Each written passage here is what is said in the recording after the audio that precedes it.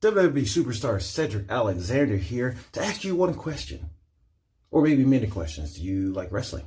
Do you like podcasts? Do you have YouTube? Do you have Spotify? Do you have any other form of social media where you can listen to podcasts? Well, then you should be listening to A to the K WrestleTalk. That's A to the K WrestleTalk. Listen to it because I said so.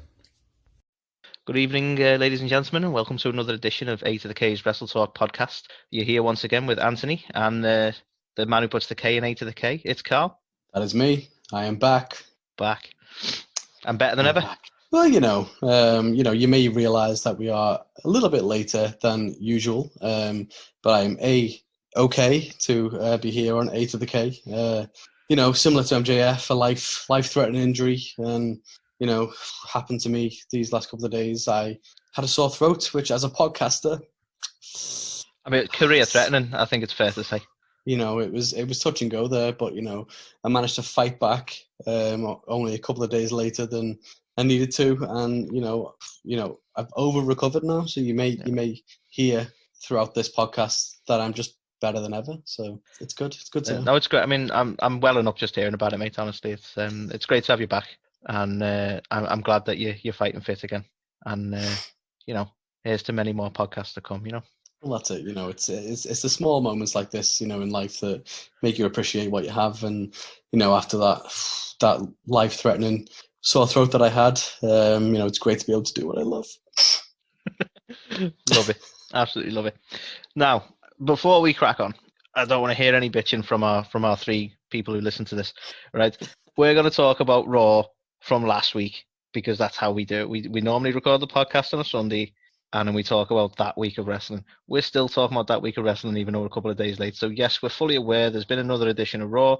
You can hear about that one on Sunday because we'll be back to the normal sort of recording day. Exactly. So yes, and we know our thoughts, our opinions are still very valid, no matter how late they are. And we know that you tune in to listen to how we feel about those episodes. So you've been waiting for this, and who are we to say skip a week? It's exactly. not what we're about. Exactly. I mean, we're not. You clearly need to know our opinion on something that happened a week ago. That's just the reality of it. But that's it. No, we still need to bitch about some things. We still need to talk about some things. So we're going to cover those. Obviously, at time of recording, we haven't had NXT, Dynamite, or SmackDown. So it's literally only Raw that we've had another one of.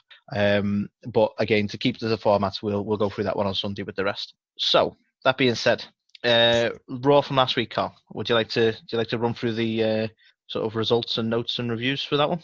Absolutely, without knowing anything about what happened subsequently after this week's Raw. No. What will happen? Who knows? So interestingly, Raw kicked off definitely this week, with Becky coming out with the Money in the Bank briefcase. So obviously, what? Why has she got the briefcase? And what does she have to say? The lazy git hasn't turned up in weeks, hasn't been on any pay-per-views, hasn't even wrestled a match. What did she have to say? Exactly. Who does she think she fucking is? You know what I mean? Is she finally going to answer Shayna Baszler biting her? Stuff like that. And then, she comes out and apparently she asks the powers that be to raise the stakes at Money in the Bank. Okay. What does that mean? Okay, yeah. So she wants us to hear it from her because, she's like that. And she has to go away for a little while. Oh. She's actually being arrested for something. I mean, exactly, right? So I know that you're absolutely disappointed by this, Anthony, because you are a massive Becky Lynch fan. Gutted. So the thought of her going away for a while must be devastating to you. Beside myself. But, typical of any wrestling show, we can't find out why until someone else comes out. And obviously Asuka comes out and she's fucking fuming because why she got her Money in the Bank briefcase? She won it. She climbed the ladder with all the crazy Japanese talking and shit. So why has Becky got that briefcase? Who knows? Yeah. I mean, did they send Asuka? Do you think that was just a miscommunication? They said, what's Becky want to say? And they said, well, Asuka. And hey. Sorry, that was a bad pun. It's fucking brilliant, and that's why I love this show. But so Asuka comes out and it's like, as you said, fucking what's going on? What's going on there? And it turns out, Becky's been the best in the world. No, sorry. Becky said Asuka's been the best in the world for a while now. Even though she's beaten her recently and reclaimed her loss, but whatever. Yeah. And Asuka's going to be glad to know that she didn't just win an opportunity for the title, the Money in the Bank. She won the fucking belt because Asuka can go out and be a warrior while Becky goes out and be a mama. Damn. Do you know what? Go. To be fair, as far as surprises go, they got me on that one. WWE script writing's gone like through the fucking roof. I mean, getting Becky pregnant for the sake of a story, that's crazy. I mean, it's dedication, isn't it? Do you know what I mean? I know. Fucking hell. I mean, Rollins obviously stepped up to the plate as well. No, joking aside, obviously, it's a wonderful thing. Starting a family. We're both dads, and we're both overly emotional about that now. So we know the joys of having children, and that it's great news for her. And this is one of the rare times. I as you know, I like to bitch about Becky Lynch. I think she's overrated. However, this is the Becky Lynch I like, not the pregnant one, the one who is just being natural, the one who's not trying to be a character in any sort of way. She come out and she was herself. It was emotional, and it couldn't not be a good segment, and it's just good news. But yeah, I mean, I do bitch, but she will be a loss to the women's division. It's more for me. The way they put a character across is the bit that irks me. So I didn't want to not see it in the show. And obviously, I don't know how long she's going to be out now. She's obviously got at least the pregnancy, maybe a little while after. So we don't know when we're going to see her again now. But that being said, I'm so glad the right person won the Money in the Bank on the back of that. Oh yeah, fucking hell. Do you know what though? It's mad really, because fair play to Becky. She has accomplished everything. She's had the belt for God knows how long now. She's fended off every oncomer that she's had who's going after that title, and then she's had to relinquish it due to something like that. So, fair play to her. She's definitely cemented a legacy. She wasn't beaten for it, and kayfabe and all that aside, it's come off well for her, I suppose. I bet Shayna Baszler's fucking pissed, because I bet she could have done with the. They do answer that in a really bad segment, but we'll get onto that. Yeah, it's a shame, because she sort of lost that massive push she was getting. So from like you say, from a behind the scenes point of view, she must be a little pissed that she didn't have that heat behind her and won the Money in the Bank on the back of it. But, yeah, and I don't know. It's one of them. Like, obviously, Asuka's fantastic, and I'm a massive fan of her. Yeah. But at the same time, I still don't think she's an amazing face. And I don't know. Well, thing is, was she a face? Like, I think she very firmly is now, because of the way she reacted to Becky. But before that, was she a face? She was I always thought she was kind of a kooky heel, because she never actually had a face turn, but she just started doing like amusing dances and funny things. She was definitely a heel when she was with the Kabuki Warriors and they fought Alexa Bliss and Nikki Cross at Mania. She was definitely playing the heel role then. But in the last few weeks, she's just been tweening for a while. Yeah, she's like been a full-on tweener for the last couple of weeks now. But yeah, I don't know. Like they definitely pushed her into the face kind of category off the back of Becky. That massive reaction to Becky, and like they're cheering her on and all that. To me, that's a clear face thing, isn't it? That's it. And apparently, like, if you believe what they tell you, no one really knew what the announcement was other than Becky and Vince. Oh, okay. So apparently, that was Asuka's legit surprise. was very legit surprise. So I don't know whether she knew or whatever beforehand that she was getting the title, like you'd imagine she would. But it was definitely a face turn. And I think, on the one hand, like, you can completely get it, because the only women on Raw at the minute are like heels. So you've got Shayna Baszler, you've got Nia Jax. Those are the ones that are really getting behind and pushing at the minute. So it needs to be a face champion. Yeah, no, I take your point there. Yeah, and at the same I'm time, all for a face turn. Like, but I don't know, like the old school, like Carney in me wanted to see, no matter whether Becky was pregnant or not, I wanted to see Asuka just fucking like missed her in the face. Just like, in all fairness, Carl, like, we've seen WWE do much worse things than that. So it wouldn't have been out of the realms of possibility. I can't wait for the segments where Becky gives fucking birth to a foot. Because honestly, that's coming. You just don't know. I mean, for me, I can already see the pop Becky's gonna like down the line. She's gonna be gone long enough to build fondness. People will remember her fondly. The pop she's going to get when she comes back, and the story already writes itself. It doesn't even matter who's champion. She's going to come back and be like, I never lost the title and I want my title back. People are going to be so behind there when it comes time. It's going to be unreal. Definitely. Yeah, 100%. Yeah. So, I don't know. I think, there was things they could have done differently. They could have turned Asuka heel. They could have handled it a bit different. But I think for where they are and like the constraints they've got against them at the minute with the division and who they've got in there. I think, I don't know, it kind of made sense and it was kind of wholesome to a degree. So obviously I'm going to get behind Asuka as a face, but I don't know. It's going to be interesting to see where she goes and how she handles it. But all in all, a fucking roller coaster ride to kick off Raw. Oh yeah, very unpredictable. Definitely. There's no way you could have predicted that. No one could have predicted that. I mean, even Seth Rollins was shocked. Let's be honest. Well, you know, he is pretty much Jesus. So, do we know he's really the father, or you know, did it just appear one day and turns out she's pregnant? Who knows? So that was the Raw kickoff for this week. Then off the back of that, we had Lashley versus Humberto in a no DQ match. And do you know what? Good. We've not seen Humberto in a while. Well, exactly. But do you know what? I thought this was actually all right because it made sense.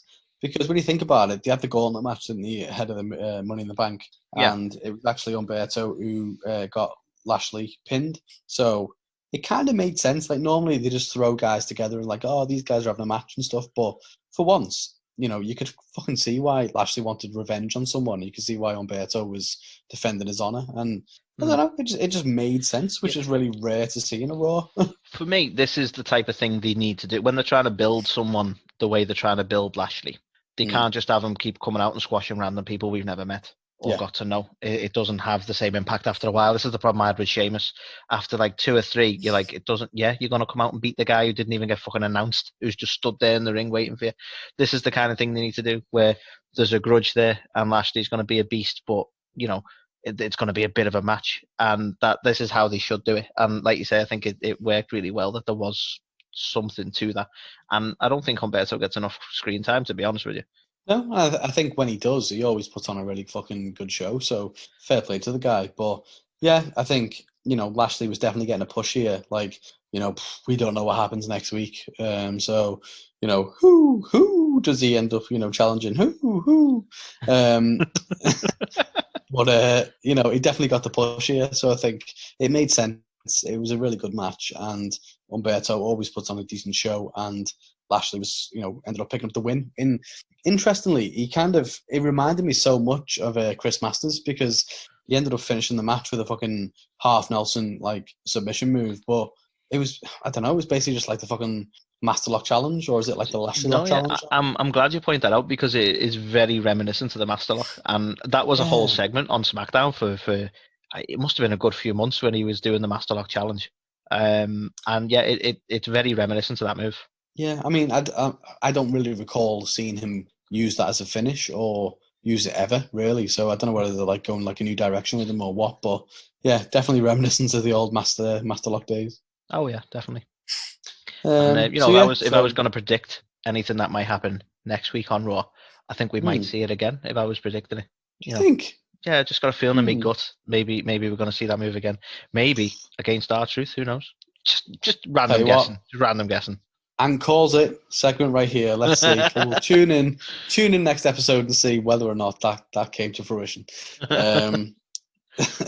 So yeah, it was all right, to be fair. I quite enjoyed that. I thought it was a pretty solid start to Raw. Then Asuka's interview backstage with Kairi Sane, who comes out to join her to celebrate it. But I didn't really know what they were trying to tease here because you know, she was happy, and you know, like as we said, she was also a heel not too long ago with Asuka, and then I don't know, she kind of came out all happy and stuff, but you could see she was making a beeline for the title. So I don't know where they're going to go. I'm surprised we're still seeing Kairi. There was so much speculation that she was leaving after Mania, and they were clearly splitting the tag team up a little bit because there was a lot of singles matches for Asuka, and she's clearly going on a singles run now.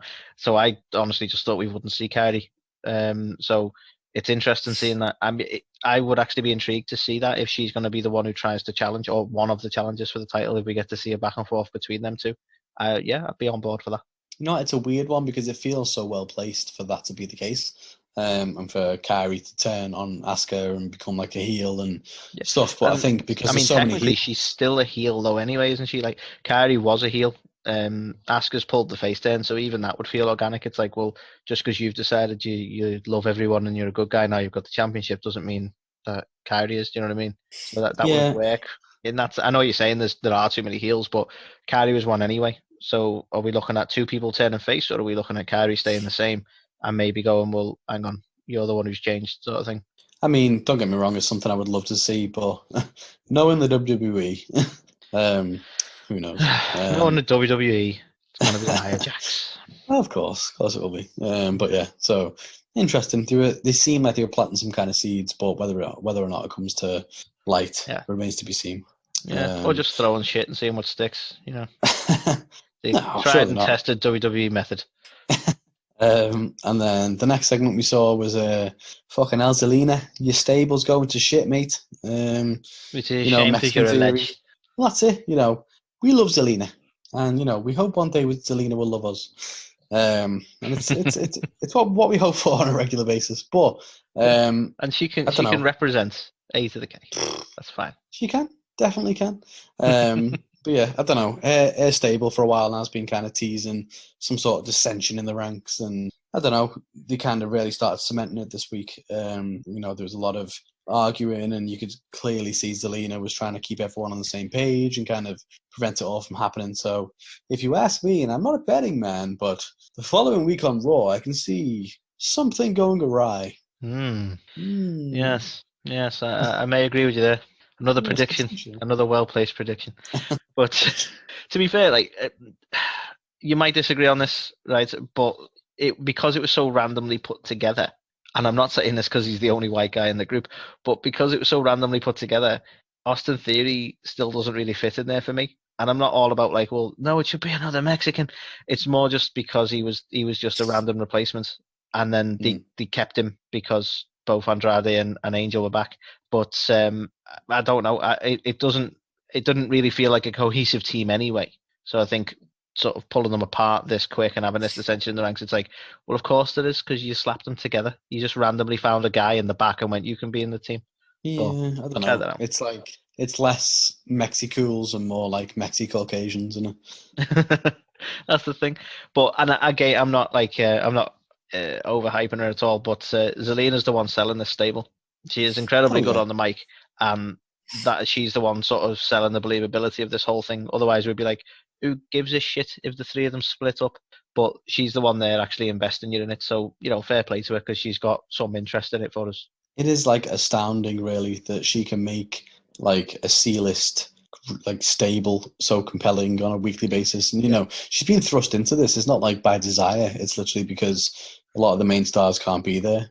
So exactly, and it's she's held us up on a weekly basis. And she's actually, and again, largely probably due to the airtime that they can have and they've got to play with. But they're one of the biggest things on Raw at the moment, and for something that, like you say, was a C-list team in the first place, she's doing really well with it. And I'm saying she, especially because, let's be honest, Austin Theory's never shown any great prowess on the mic, and the other two have got the language barrier to compete with, which we've seen before. So she is the one doing that. She is the mouthpiece for them, and she is the one selling it. That's it. I mean, you look at Zelina over the last few weeks. She's been, doing interviews as part of the, as the manager of the team. She's been on commentary. She's been fucking everywhere, literally, and doing a fantastic job. So she has actually got us invested in a team that otherwise you wouldn't really give two fucks about. So, fair play to the girl. She's definitely done a fantastic job over the last kind of couple of weeks and months. So, there you have interesting to see if that stable breaks up. What may happen next? Well, that's the thing. I mean, do you think all three will break up? Out of curiosity, and this is genuine because I think I have seen this week's Raw, but I don't think they've fully solidified anything happening. But do you think you could see all three separating, or maybe one leaving? You know what? Or would Zelina, without giving anything away, I'll really try not to spoil stuff. There seems a very all right. Look, we'll talk about it properly on Sunday, but it seems very clear that one person's going to go, right? Yeah. Because of what happened, right? But are the other two going to stay together, do you think? Because I don't think that was fully fleshed out in that sense. I'm not really overly clear as to whether... I think it would be a shame if the whole stable dismantles. I think if one of them's going to go and then a tag team remains, whether or not that tag team managed by Zelina goes against, another tag team for, who the lever maybe teams up with is possibility. But, yeah, I don't know. Yeah. It'd be a shame if she lost the whole stable, I think. yeah, hopefully that doesn't happen. And again, we'll talk about that more fully on Sunday. So off the back of that whole kind of like dissension in the ranks kind of backstage segment, we then saw Angel Garza take on Akira Tozawa. Pretty one-sided match, really. The whole kind of stable was at ringside watching on. Garza hits, a pretty sick new finish from what I can tell. I don't really recall him seeing it before. He called it the wing clipper. Yeah, I've not seen it before, and it did look awesome, to be fair. So I assume it is new. Yeah. So I don't know. Fair play to the guy. He definitely looked impressive. But I've been saying it for a while. After Garza's got something. Well, yeah, he's definitely got something for the ladies. But has he got something in terms of raw potential? No pun intended. And I don't know. I think he might. So. Oh no, I meant got something like some sort of burning sensation, or there's something up with him. He's got a burning sensation. Fucking hell! What's Charlie Caruso been up to? Jesus.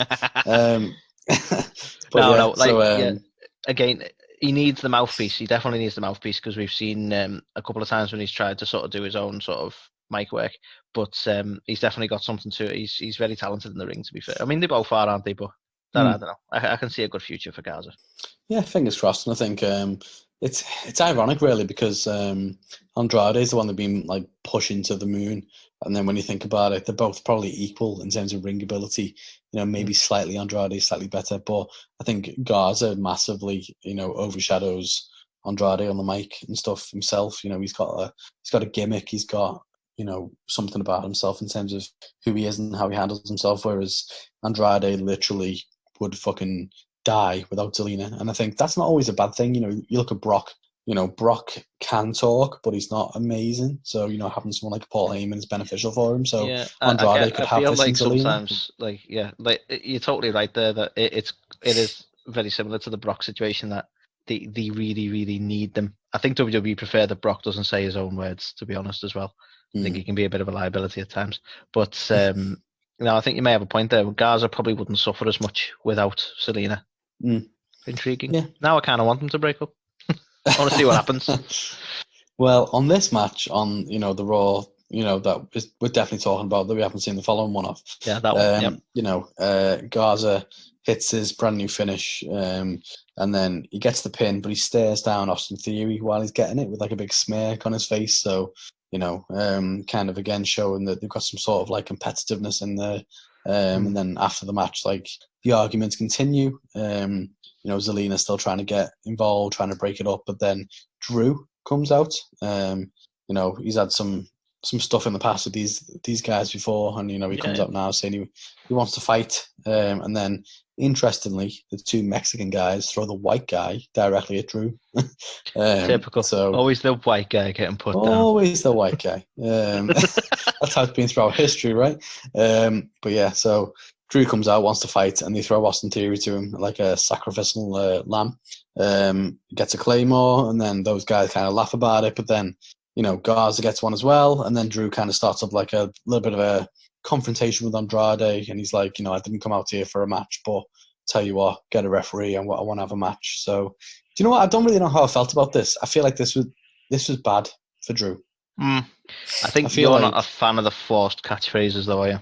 No, not at all. And it was very catchphrasy. And I feel like he's at his best when he's just fucking cool guy. You know what I mean? Like cool guy Drew. None of this Claymore party. And I think, sadly, this is the bit where, and I think you've said it before, where they've gone, get that line in. Like, they want, this is all just designed for merch, isn't it? Oh, God, yeah. They want another Suplex City t-shirt and stuff like that. So we're going to have some Claymore parties and Claymore country and, what is it, drink less Claymore. Stuff like that. If that isn't one, that needs to be one. I like that. I like that so much. But yeah, just they are shoehorning in, like, and to me, I'm purely speculating, but this is the kind of thing where they've gone, you need to say that, Drew, and it's a little less organic than it normally is. But yeah, I don't know. It felt proper force, like, and it was like he came down there saying he wasn't here to fight, and it was like, well, fucking hell, mate, you've got your skiddies on. Like, what were you thinking? You know what I mean? Come on. Like, fucking hell. So, I don't know. It does bug me when they do that. Yeah. I wasn't here to fight. Okay, why have you got knee pads? Well, that's it. I feel like Drew, you know what's so good about Drew is he's probably like us, he's a wrestling fan, and he's so self-aware of when he's going to come across looking like a fucking idiot. And he even tried to save that himself by saying, "Look, I know I've got my ring attire on, but that's because I'm always ready." And it was like, I see what you're trying to do there, but it just hasn't worked. Like, but it's like you say, he knew how stupid it sounded, so he's tried to do something with it.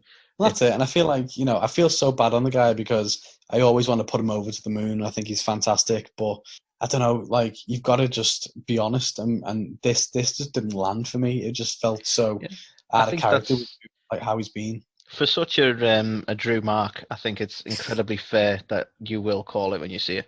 And I do agree with you. I think this was, as far as it goes, was one of his weaker. Now, don't be wrong. This isn't one of the things where you can go, that's it, they've ruined it, fucking game over, start again. It's it was still an all right segment. It's just not up to the standard, I suppose, that we're used to. He's sort of a victim of his own success, really, because we're holding him to that standard now. Yeah. No, I think let's face it. Agree. It's hard for him. If Roman come out and cut a promo with this much energy, I'd be talking it up. Sort of shocking now. I'd be like, this is the best thing he's fucking done in ages, right? This is better than the Jack and the Beanstalk bullshit, right? But it's Drew, and we expect more, sadly. Yeah, it's one of those. It's always really, like, difficult to consistently kind of top yourself or do the same level. Don't top yourself, Drew. I didn't mean it like that. But it's always difficult to come out and continue to kind of perform at the same level and, do one better every week. And I don't know, this week it just didn't happen for him, unfortunately. I think a large part of that was it felt forced, and he was probably told to go out there and do those things. And yeah, a shame really. But the match itself, he went on to have a match with Andrade, and pretty standard stuff. We've come to know Andrade is a fantastic wrestler. Drew's also fantastic. So these guys have fought a few times now over the last few weeks, and pretty decent chemistry. Good storytelling. We saw in the Money in the Bank match with Seth that Seth had started to kind of take out Drew's shoulder and kind of work on that, and Andrade kind of played the whole heel who's aware of that and continues to kind of play on that. I love when they put a bit of attention to detail and like that. Things that could easily be missed by the audience, but those who are diehard fans will go, well, yeah, that makes sense what he's doing. He's working that. And if you were, logically, if it was a genuine sport, which isn't scripted, you would look for weaknesses, you would study them. It's just that example, like he's clearly studied them, and I like that attention. I do. It's a good way of doing things. That's it. It just makes that little bit of difference, doesn't it? It's like a callback to, it's just a consistency piece, I think, where if you can see someone's working something over and then the next week they're fine, it just doesn't really make any sense. So exactly, but it's continuity, isn't it? It would be almost like someone getting thrown off a building and then just being there next week on Raw, like something totally fucking stupid and unrealistic like that. That's where you lose continuity. I got thrown off the building, right? And I thought about Eddie, and Eddie made another roof appear below me 6 feet under, and it was because of Eddie. Eddie. Anyway. I digress. But continuity, I think, is a big thing. It shows you that they care as well, like the creators of the show, because how am I meant to get invested if 1 week doesn't matter to the other week? And I think things like this are where they do pay attention, and this is the type of thing they need to do more.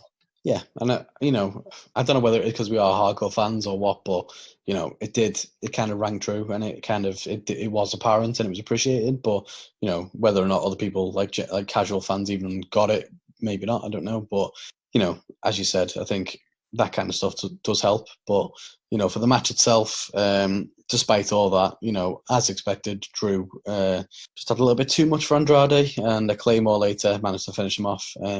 Pretty sharpish, really. It wasn't the longest kind of match. But then, Drew got on the microphone afterwards, and again, with the kind of forced nature of everything, he kind of he wasn't intended on a match, but he loves a good Claymore party, and he said the reason he came out here was because the new brand invitation. He wanted to comment on that. And fucking hell, of all the fucking brand invitations to start off with, But before we announce who the brand invitation is, Carl, I just want to express how fucking stupid the brand invitation is as an idea, right? Oh, 100%, yeah. Drop the fucking separate fucking rosters then. Why introduce this bullshit? The rules as well. I don't want to ruin anything to anyone, but I've now seen Charlotte every fucking show this week because of this stupid shit. Do you know what though? That doesn't even line up with the brand fucking shite. Like, she's got something else separate, because the brand invitation rules, if you like count them, is you can appear once or something on a different show for a But you see, period of like 4 this is weeks the or something thing like that that. I don't want to digress to other shows, but this is the thing that annoys me with the Charlotte thing, because she is a Raw superstar who happens to have won the NXT title. So she is still a Raw superstar who can show up on NXT because she holds their title. And then they turn around and invite her to SmackDown under the brand invitational. So now she's turned up on every fucking show through some convoluted fucking mess. I don't need that much Charlotte. No one needs that much fucking Charlotte. One fucking show a week is too much Charlotte. Even Andrade doesn't need that much Charlotte. Hey. Hey. But yeah, fucking hell. You know, apparently there's this new thing now, brand invitation. We're meant to all get excited about it, yada, yada, yada. So Drew, you know, comes out and says, well, you know, Raw's actually extended an invitation. Who? Who did? Well, Who clearly, knows? Who the fuck's it's the going to be authority figure? it's going to be the other champion. Surely, it's going to be the Universal Champion, because that's who Drew would focus on. When it'd be the top dog of Yeah. SmackDown versus the top dog of Raw. That's what's going to happen, isn't it, Carl? Tell me that's what's going to happen. 100%. Because then he went on to announce it was actually King Corbin. Fucking hell.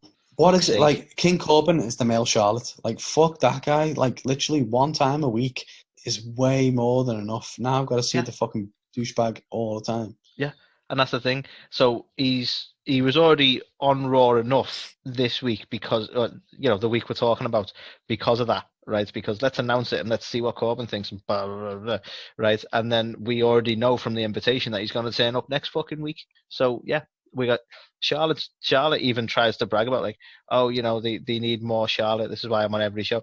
Corbin's not fucking far behind her. She's not special. But yeah, and as you know, I'm not a big lover of Corbin as a character, as a wrestler. So this really pisses me off, to be honest. I wasn't happy with it. And I would have quite happily seen Drew take on Braun. Just two big heavy hitters. That would have been awesome. Mm-hmm. But no, Braun's got more important things to do, I think.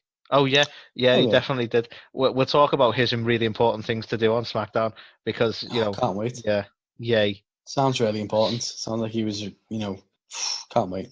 Yeah. Oh, sorry. Yeah. So it's King Corbin. Yeah. Yeah, of course it is. Yeah. Obviously. Yeah, because he's doing well. Because clearly, any wrestler who's really over, they take on a king gimmick, don't they? That's what they do when they're really over. They take on a stupid fucking gimmick. 100%, and you know, it never fails. I've never seen it fail. We've had wonderful things like King Mabel, King Booker, King Barrett. I mean, you know, these are all people who didn't need it, but they got the King thing and they fucking ran with it, and it did nothing but wonders for their career. Because we all know where they all are now. I mean, Barrett's gone, Booker's gone, Mabel's gone. Yeah, I'm actually quite glad that Corbin's king. Yeah, bring it on. Fingers crossed. But yeah, so fucking hell, who is this authority figure who is fucking inviting Baron Corbin over? Because that guy, like, needs to be fucking fired. Fuck that guy. Fuck that guy. So yeah, we don't Jesus have, Christ. as you know, Carl, we don't have authority figures. You just announce what you want. Well, exactly. Which the trick is getting into the ring, because I reckon if we could get past security and get into the ring and announce a match, then that's it, ratified. You don't need to do anything else. You just have to get a microphone and announce that something's happening, and then it happens. So, well, I'll tell you what, when this lockdown is fucking over, that's what we're going to do. Yeah. We're going to go somewhere, we're going to bypass security, and we're just going to get in the ring and just fucking challenge people, because apparently that's fine. Because as we know, you know, they just get booked then. Anything that's said on the mic is then, you know, it becomes fact. So you could jump in there, Carl, and challenge Drew, and no one can tell you not to, because that's it now. You've said it. It has to happen. That's how it works. I mean, if we were going to get in there and make any kind of match, I mean, I think we'd both be making an Alexa on a pole match. So I'll be honest with you, Carl, which is a fantastic idea, but I think we need to get the smoke first. That's what's going to happen. Fucking hell. Someone needs to take the titles off them fuckers. Jesus Christ. I'll come on to them fucking twats in a bit. But yeah, so fucking hell. So now we get to see Corbin. Fantastic. Then we go backstage and we see MVP chatting to Lashley. What? Oh, I'm so glad for talking about this. Manager? So he asked, like, what are you doing fighting, you know, fools and guys from, you know, SmackDown are going to be fighting the Raw champion, you know, When was the last time you challenged for the title? 2007. When was the last time you were relevant MVP? 2006. See, here's where, right, I know WWE have done the authority figure too much, and it doesn't need to be heavy-handed, but they need someone running the show, because Oh, God. what's MVP suggested he can do for them? No idea. Everyone else just comes out and challenges people as they fucking want to, right? Does MVP offer anything to Lashley other than planting an idea in his head? Because now Lashley could go, nah, fuck your MVP, and he could go and challenge Drew anyway. Apparently, he just didn't think about it. Yeah, I think Because no one's booking this I've been shit. I've been very vocal about this for a while now. I think, commissioners or authority figures are fine, and they're so needed when just not fucking dominating the show. And I get why they don't want to make it so apparent, because we've had years and years of the fucking McMahon Helmsley era and all the fucking shite that goes with it. And yeah, it was bad that it was overdone and it was too authority focused. But fucking hell, there needs to be some normality and logic behind things. You can't just literally have someone come out and be like, match now. Stupid. And the problem is, the last time he's tried to do this, WWE, because I know you're listening, right? The last time you tried to do this, you thought, what's better than one authority figure? 2. So we had a commissioner and a fucking manager. That was stupid, right? What you want to look at is SmackDown in the Teddy Long days, weirdly as it sounds, right? And you don't need to be a character like Teddy Long, but Teddy Long wasn't, for the most, in your face. He wasn't like being the enemy all the time. He was just there. He was slightly amusing. He was booking shit. That's all you need. That guy. Yeah. And well, let me holler at you, player, because MVP is now pushing to be Lashley's manager, much to the frustration of Lana. Is that what you want to call it? I don't know what the fuck you call that, to be fair, but my MVP my notes have said, what the fuck was that?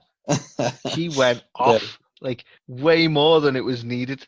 Like she Lana. I didn't. The first time around, I didn't even know what MVP said.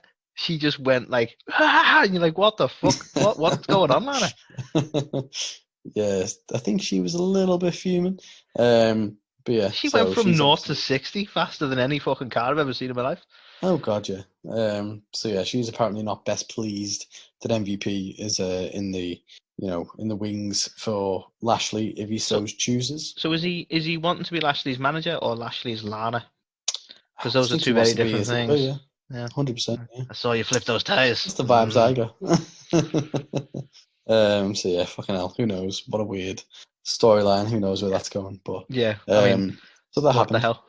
So but then I'm looking forward to Lashley marrying MVP anyway. That's going to happen in the ring. I wonder who's going to be the authority figure in a mask who ripped it off and goes, "You guys ain't gay." It's Eric Bischoff again. For the odds. But yeah, so then we got our special guests of the week because apparently fucking 3 or 4 special guests a week aren't enough. And these guys didn't have to be invited. Oh no. No, they can just come along because the invitational is one thing, but then you can just invite people as well. But that's not an invitational. That's just an invite. Apparently there's like a technicality if you're a champion, but only if you're a certain champion. Like if you're the Intercontinental champion, you can't go across to Raw. But if you're the women's tag team champions, you can. Yeah, I've been harping on about this for a while, right? This is why you don't need 2 lots of tag titles and you don't need 2 lots of main titles. You have the WWE Championship and you have the tag champions, and then they just move around all the shows. That's all you need to do. It's clearly working with the women's tag because they've not enough fucking wrestlers, so they have to move around. But what's the problem with doing that? Well, you say this, but just when you thought there wasn't enough women's wrestlers in the women's tag team division, who do we see make a return? Well, I'll be honest. I totally forgot about these guys. And I say that regrettably because I actually quite like them. Oh, yeah. You've got to love the Iconics. So Billy Kay and Peyton Royce. Yeah, they're very lively. They're very, they are good characters. They're what we always love, Carl. They've got a name and they dress similar. So they're a proper tag team. That's all. That's what you need to be a proper tag team. They're both Aussie. They both dress similar. They've got a similar name. Yeah. A little less on the nose with the prejudice, but that's basically what WWE did. You're both Australian. Put you two together. Oh, 100%, yeah. But yeah, I was actually quite happy to see them come back. It was good. Yeah, same. I think it's been a while now since they were sidelined with injuries respectively, and then to have them come back, they were kind of the trailblazers of the tag team division in the first place. It makes a lot of sense to have them come back and go against Alexa Bliss and Nikki Cross. So yeah, I was made up with this segment. To be fair, I thought it was really good. I sincerely hope they don't do anything next week to fuck up the Iconics. Oh no, surely that won't happen. Surely not. Anyway, while we're talking about this week though, so they interrupt a moment of bliss, which I mean, I don't know if they've met Alexa, but you should never interrupt a moment of, people love a moment of bliss. You can't be doing that. I would love a moment. So, they I distracted myself. Sorry. Yeah, that was that. Sorry, I'm taking over on you there. Moment of bliss. No, I was like, what actually happened? But basically, that was it, wasn't it? They come out to say we want a shot at the titles, so that was them. So quite a good segment, to be fair. It was nice to see a returning tag team in the Iconics, and interested to see how that match might go, knowing nothing about it, of course. So then, the second impromptu match of the night. That was clearly booked. You got to wonder, haven't you, when you think about it, fucking, what did they have booked for this show? It's meant to fill 3 hours, right? You got Becky coming out fucking chatting some shit, which was apparently, surprise. Then you've got fucking, this is the second just match that just happens of the night now where Iconics take on fucking, Bliss and Cross. So what did they have planned? Was it like an hour's worth of telly and they were just going to like show video packages? But I actually genuinely wonder whether that's what we're meant to believe. It's like, well, thank God that happened. We looked out there, Kevin, because otherwise we'd have had to show WrestleMania matches again. Yeah. And it wouldn't be the first time we've done that. Do you want to watch the entire Royal Rumble again? Let's do that. But yeah, this is what I hate about this sort of storytelling where everything's random and off the cuff, because it's like, but there was a show planned. Like this is something they do for an audience. I'm sure they had matches, but I'm sure they planned the time out. So, are we really meant to believe that you can just take over like that? But yeah, apparently you can. So, or they just went, there's 3 hours, there's a lot of wrestlers, do what the fuck you want, guys. We're going to go and have a coffee. Yeah, it just so happens to work out almost like 3 hours to the dot every week. Oh, madness. Fucking crazy. Madness. What are the odds? So then we get, Eddie's best friend gets interviewed backstage. Eddie. Turns out Rey Mysterio is not dead because this was a surprise return as AJ Styles. I mean, he might as well have done it the same way. Yeah, I was thrown off a roof. So what? Yeah, so apparently, he actually addressed the fact he got thrown off the roof, and the fact he's not dead because apparently he landed on a second roof that was just 6 feet below. So, okay, even though, let's be honest, even though you did a fucking helicopter view prior to fucking Money in the Bank, and we could clearly see the massive crash mat that they were going to fall onto, but 6-foot roof made sense. No. Baron was a legit sociopath and thought he was going to kill them. That's what happened. 100%. Yeah. And that's fine. Apparently, we reward our prospective killers with actually asking for them to come and have a title shot the following week. That could be a story thing in itself. Jesus Christ, give him what he wants. The roster's small enough as it is. Yeah, so fucking hell. But yeah, so Ray's not dead. Yay. I love how it's one of these, it's like this Fast and Furious kind of bullshit, isn't it? Where it's like, it's okay, I landed on a second roof. Like, that should still fuck you up a little bit, right? That's like, it's like in Fast and Furious films when they break the fall with a car. It's like, that should still fucking hurt. No, it's cool. As long as it's not, immediate death, that's fine. Yeah, it's broken bones, isn't it? Okay. So apparently, he's teaming with his other not dead friend, Aleister Black. Although, is he dead? Who knows with that guy? But yeah, so them two are taking hopefully on his career will be. Well, yeah. I mean, he's definitely dead in terms of fucking overness. But yeah. Oh yeah, then a wild Seth appears. A wild, dishevelled Seth appears. Yeah. Apparently he was. Yeah, he was apparently just as surprised. You wouldn't think she'd do that to him, would you? Like, Becky's like, no, I'm not going to tell you yet. Wait, you watch Raw, you'll find out. You'll find out what news I've got. So he was apparently as surprised as the rest of us. Damn. Oh god, yeah. That's what makes me laugh. Like, fucking hell, right? Like, I could understand if they were pretending that it wasn't Seth's baby and so on and so forth, and Seth is all dishevelled from the fact he lost, blah blah blah. But fucking hell, like, they go on to reveal later on the night that it is Seth's kid, and they're quite open about that. So. Am I right in saying that Ray actually tries to shake his hands here, doesn't he? Yeah. So He's, literally in in that fact, back and it's forth. this segment. He says, fucking hell, oh yeah, I just want to say congratulations, being a father changes your life. And it's this segment where they reveal it, and he's just come out, and he just looks like a fucking bag of shite. And it's like, is this because you found out you're a dad, or is it because of that? Like, it doesn't make any sense. To be honest, what surprised me more is that not one of those 3 announcers made that joke. They were all like, "Oh, he's clearly totally distraught over the match with Drew," and not one of them wanted to make a joke about him being a dad. Not one of them. That's why I miss Jerry Lawler. I'm perfectly honest, Yeah, because he Lawler would would have said it. 100%. But yeah, And so if apparently those Jericho guys was are on the there, match. Jericho would have fucking said it. He's great on the announcer table. Oh yeah, 100%. He holds something back. So fucking angry dad Seth is very angry. We then go on to R-Truth, who's now apparently teaming up with Cedric and Ricochet, who still don't have a fucking name, to take on MVP and his team of Vink and Thorn, because that's a match we want to see. Yeah. And just when you thought it couldn't get any better, R-Truth is now bringing his TikTok alter ego, Pretty Ricky, to live Sorry, TV. no, Carl. That was his cousin. Oh shit. Okay. My bad.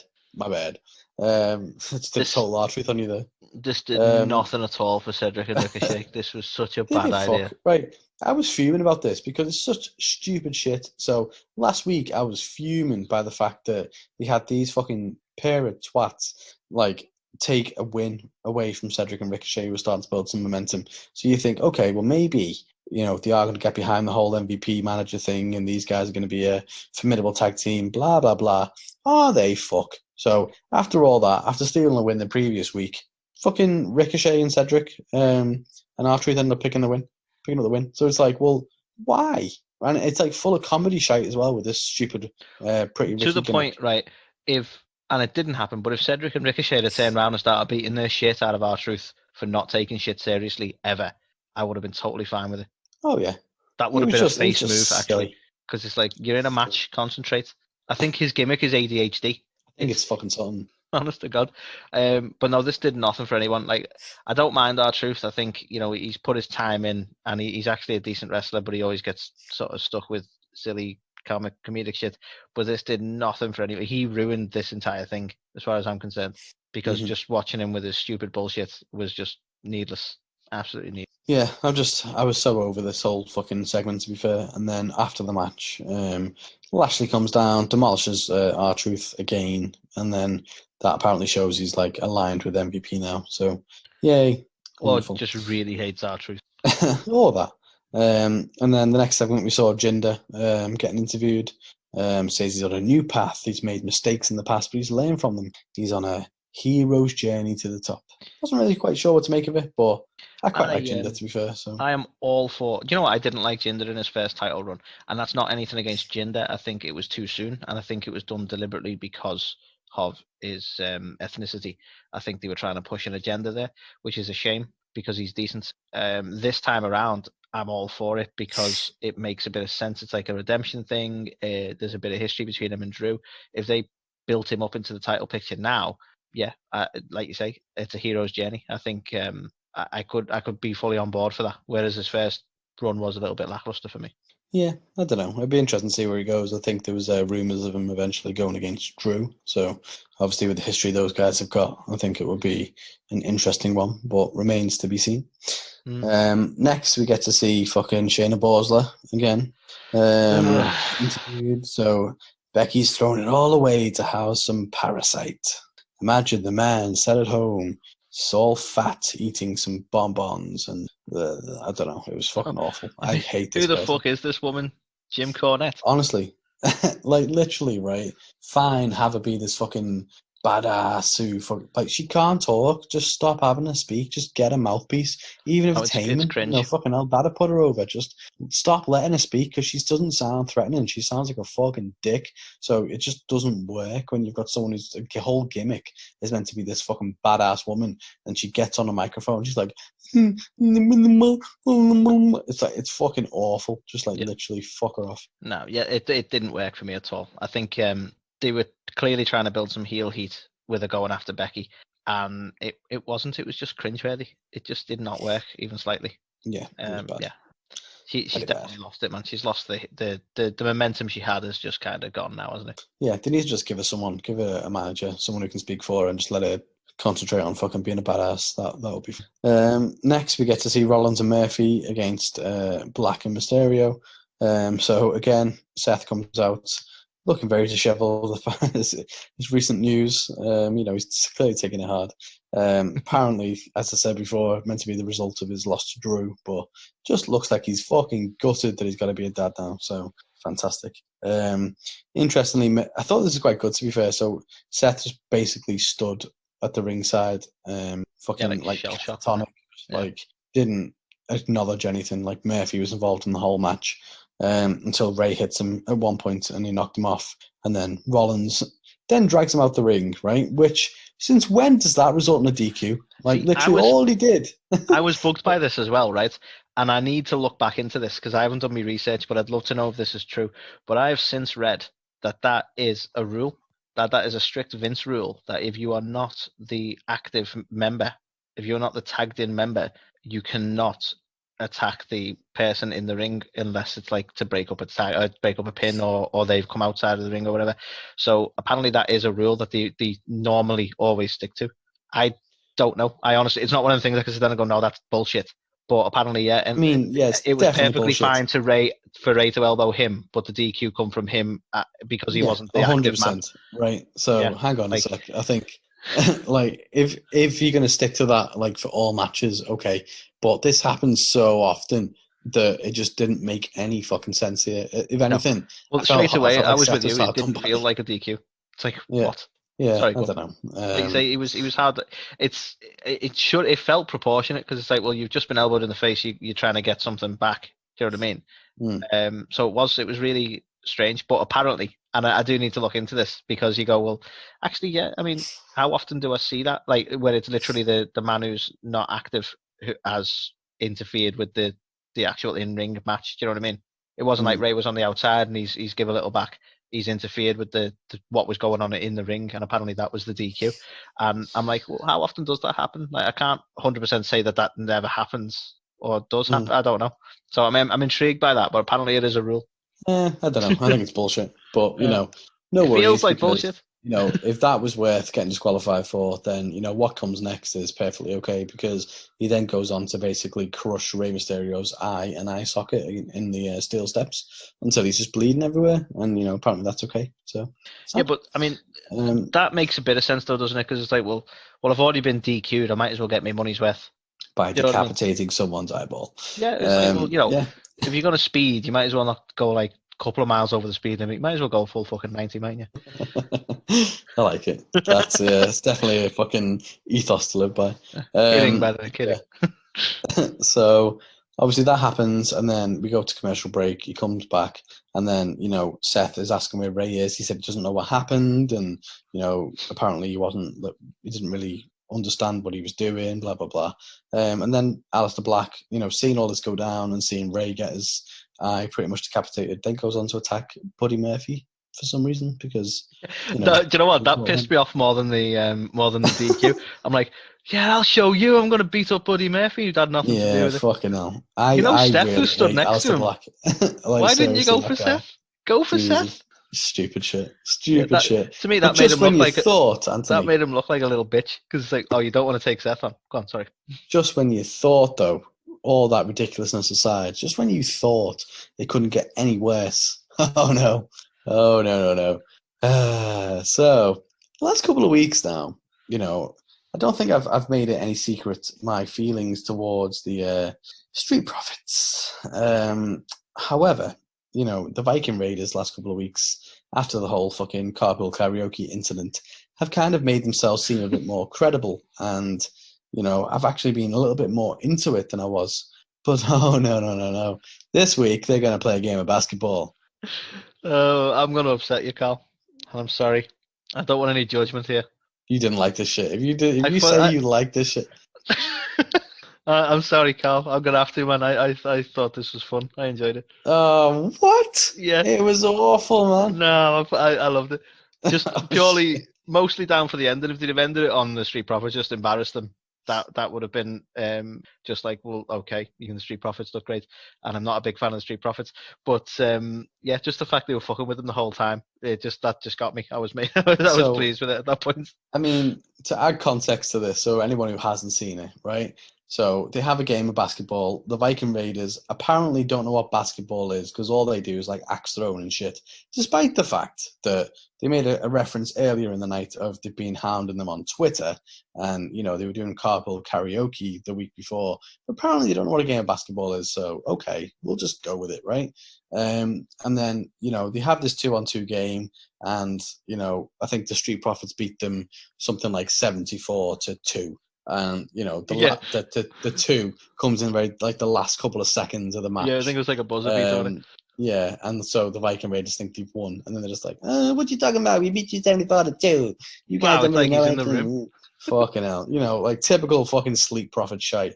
And then it turns out that no, the Viking Raiders were just fucking with them. Apparently they're fantastic at basketball. Then they go on to do all these fucking 3-pointers and fucking we got slam dunks and dunks. everything. It was awesome.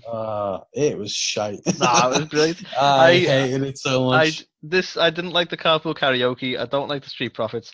I enjoyed this segment, and I look forward to the axe throwing because they're doing axe throwing. So they're going to keep having these little daft competitions with each other that aren't wrestling related. But I'm sorry, Carl. I don't often disagree with you, man, but I enjoyed this. It was brilliant. I think we're just going to have to agree to disagree. I despise this. It was literally one of the worst segments I've seen in so long. It was just, I hated it. I hated it so bad. So we will briskly move on to save any kind of arguments there. But then we get to see Shayna Baszler again. And, this time she's shadow boxing in the back because that's what you do. And then White Knight does Natty. Natty, fucking Natty's still there. She comes out and says, she disrespected the miracle that is motherhood. Because she said it in a more fucking cheesy way. This is everything we've been saying around like being fed lines and stuff.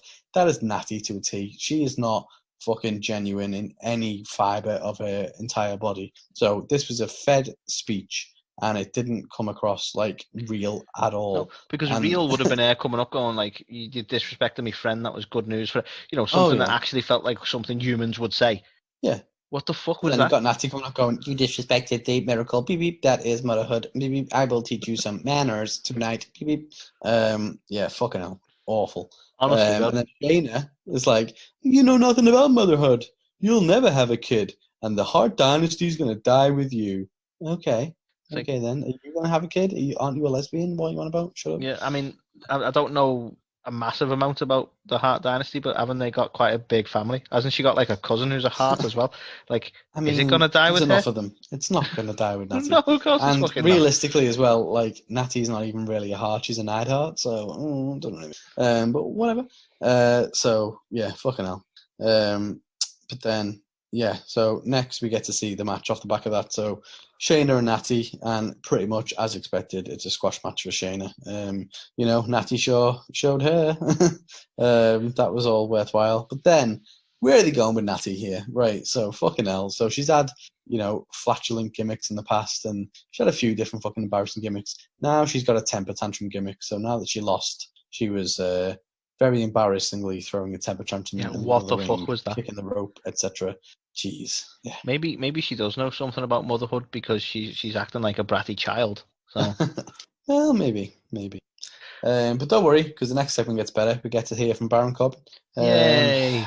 And he comes out talking about Money in the Bank, and yeah, I don't know. I just think if you can go over and just challenge the champ, no questions asked. Why are we even in the fucking Money in the Bank match in the first place? It's fucking stupid. Yeah, it totally sort of negates it, doesn't it? It's like, well, okay, you didn't win, Corbin, but you get to challenge the other guy from the other brand. Yeah. Yeah, honestly, I'm so against this whole thing. It's fucking stupid, man. Yeah, and then the end to Raw was, they've been teasing this now for a week or two, is Edge coming out in the hunt for Randy Orton. So we were like, oh god, I was hoping, to one degree that it was going to be like a bit of a ruse to set up Edge's next opponent, but no. Edge comes out and he said he came back to retire on his terms, and Mania isn't the end, so what's next? Blah blah blah. they said in the promo that Edge is coming back to hunt the Viper, but clearly didn't speak to Edge about that because he's ready to move on. Of course he is. So we were right all Did you along. get your hopes up a little bit then? Yeah, Because a I little certainly bit. got my hopes up a little bit then. And then, he hears voices. He's here. Randy Orton's back. And, congratulate Edge, because at Mania, the better man won. But you know what? The better wrestler didn't win because it wasn't a wrestling match. So, their Mania match was a fight and it wasn't a match. And, sure, he didn't get up by 10 seconds, but it took Edge 9 years. Ooh, sick burn. So, How long the is he whole going to kind keep of this going? Is Edge Well, going to I win have this no one and then Randy's going to be like, okay, you're the better wrestler, the best wrestler one, but you're not the best athlete. Okay, you're the better go on athlete, forever. but you're not the better some more competitor. Oh shit, it's going to turn into Listen. Street Profits and Viking Raiders, isn't it? In which case, you'll fucking love it, won't you, you mark? You're not the better axe thrower. Yeah, fucking hell. Right, so, this is still going on, but how? Right, I'm not being funny. These guys spent way too long at WrestleMania having a fucking full-on, murder match. Like, they tried to do everything they could to pretty much kill each other, right? And then now they're trying to make us believe and buy into the fact that, okay, well, anyone can kill each other, but what about a wrestling match? Like, seriously? Like, fucking hell. I'm not being funny. We don't need the match. Randy, Edge is better in the ring than you. I'll tell you that now. He is a better technical wrestler than you. If you want to get thinking about don't understand. I just don't understand how you can go from, okay, well, yeah, we nearly killed each other, but what about a wrestling match? Like, how are we meant to buy into that as more kind of, how's that a level above? It's just a wrestling match that we see every week. Yeah. And I get that, they're trying to put a spin on it of like, well, Edge has got ring rust, blah, blah, blah. But all right, Edge hasn't been going out fucking murdering people the last few years and he still kicked your ass at that. So what are you trying? I don't know. I just thought, I just didn't buy it at all. And so, Edge, Orton challenges Edge at Backlash because apparently Backlash is back now. And then, and naturally you can't answer straight away. So, well, we yeah, don't know. We don't know. Is he going to have the match or not? Probably. A wild Charlie Caruso appears out of fucking nowhere to be really awkward and go, "Hey Edge, what's your response, Edge?" Because clearly she's not bothered. She's already seen what fucking Randy Orton does to women, but she's cool. She'll hop in there. What could happen to her? And then Edge just stands there and doesn't say anything. So considering a guy who's got fucking grit written all over his t-shirt, didn't really show much grit there, did you, fella? You just kind of sat there and was like, didn't really say anything. And I don't understand the suspense. Like, there is no suspense. They're not going to do this and then not have a match. Like, are we going to expect anything other than Edge saying, yeah? What happened if he comes out and goes, nah, I'm good? I would love that, I would love that. Just, I thought about it and, nah, I beat you, so bye-bye then. Why put a loss on my record, potentially? I'm just going to stick with the 1-0, bitch. You know what? That needs to be a gimmick. I would love that. But yeah. Fucking hell. So that was Raw. What a shit way to win. So I'm gonna be harsh but fair. So for me, 1.5. I just thought, Jesus, it started off so promising. They had the Becky promo, you had Lashley and Umberto in a match that made sense. You had, Asuka and fucking Kairi Sane, and then I don't know, it just kind of slowly started to descend into a pile of shite, and it was a massive pile of shite. So for me, not impressed at all. So 1.5. WWE dissension. My ideas, Anthony. Sorry, I'm going to give it a 2. It's going to get that extra 0.5 because I enjoyed the Street Profits this week. That's right, Carl. Again, it was okay. It wasn't great. There was some good bits. There was some bad bits, mostly bad bits. But I think a 2 out of 5 for me. I feel like our friendship is damaged. Well, I feel like the Street Profits was something we had, something we shared together, and now you've gone the other way. I'm just going on a heel turn on you, Carl. That's what's happening. It's going to hit you with a steel chair one day. This does bring me, before we go on to NXT though, we're toying with the idea because as a lot of people who will listen, I say a lot of people, as the handful of people who listen to us will probably be aware, Carl and I don't often disagree on much, and we actually found ourselves talking about this the other week because there are a couple of items that we do disagree on. So we're actually considering doing a structured debate, shall we say, Carl, over the things we disagree on, and maybe hopefully get to a satisfying agreement on those debates. You mean A to the K does AV the K? Is that what exactly. You're saying? That's what I'm saying, Carl. And one of them might have to be the Viking Raiders and Street Profits segments, because it seems I'm down for we're not that. seeing I eye will to eye debate on this, that Cal. to fucking. Gee, I will debate this shit till the cows come home. I fucking hate it. So let's bring it on. So yeah, you have that to look forward to in the future, guys. We're considering how to do it, but I think yeah, we're just put. Do we need an independent judge here, Cal? Because we'll never agree. We both put our cases forward, and somebody, or maybe even the audience themselves, decides who's in the fucking right. You could, or maybe my vote counts for two. That's one way to do it, right? I mean, it's one idea, but to go another way, maybe it doesn't. So we disagree on that too. Oh, this is going to be damn it. epic We need episode. an independent adjudicator. I'm going to see if Paul Heyman's busy. Bring it on, Heyman hustle. Let's do it. Awesome. So yeah, so you have that to look forward to, guys.